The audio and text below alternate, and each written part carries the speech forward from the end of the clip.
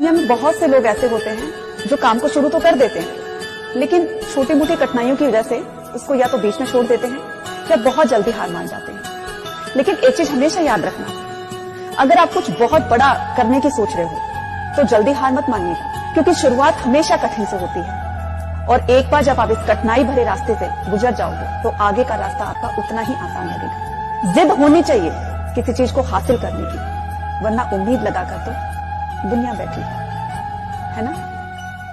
तो hello friends, तो आप लोगों ने ये आगे की क्लिप सुनी होगी। तो उसमें मैम ने कितनी अच्छी बात कही है कि जब हम लोग किसी काम को शुरू कर देते हैं ना, तो फिर उसको शुरू किया है तो उसको ख़त्म भी करना पड़ेगा। और यहाँ आज मेरा किचन साफ़ हुआ था ना, पेंट हुआ था, तो इसलिए सारा सामान बाहर ला के रख दिया था आंगन में।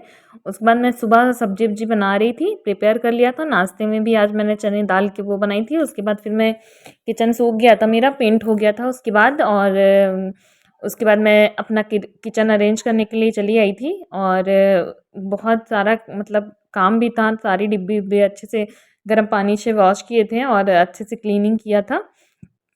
यहाँ पे मैंने किचन अपना अरेंज कर लिया है। और मॉर्निंग में आज मैंने 1 डेढ़ घंटे की स्टडी अपनी करंट अफेयर की पढ़ ली थी।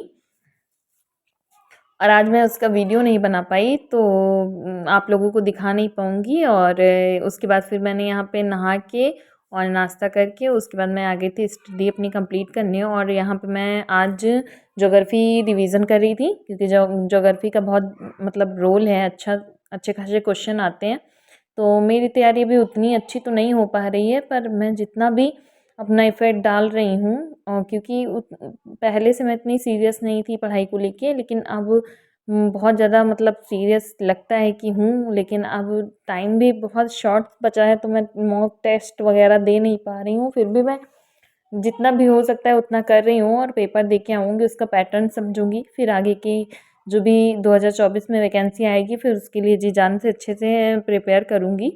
और यहाँ पे फिर मैं उसके बाद शाम में मैंने आज दोपहर में कम से कम 3 से 4 घंटे की अपनी स्टडी कंप्लीट करी थी। उसके बाद मैं बर्तन धुलने के लिए भी नहीं आई, मैंने कहा अब स्टडी का अपनी कंप्लीट कर लूँगी, उसके बाद ही आऊँगी।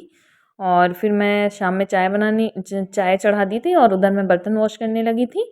मुझे काम में इतनी दिक्कत नहीं होती, क्योंकि मैंने शुरुआत से ही काम किया है ना, तो फिर मैं मैनेज कर लेती हूँ। अगर बहुत सारा काम भी है तब भी मेरा मैनेज हो जाता है। और खाना वाना बनाने में मुझे इतनी ज़्यादा दिक्कत होती नहीं है। अगर 10 लोगों का भी बनाना है तो मैं आराम से बना लेती हूँ।